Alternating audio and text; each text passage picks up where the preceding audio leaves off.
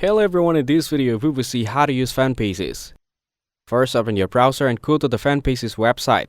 Once the page loads, click on the sign up button to create a new account. Now enter your email address in the field provided. Then create a password and re-enter the same password to confirm it. After that, check the box to agree to the terms and conditions and click on next. On the next screen, type in your full name. Then enter your business name. This could be your personal brand or the name you want to use on Fanbasis. Now select your country code and type in your phone number.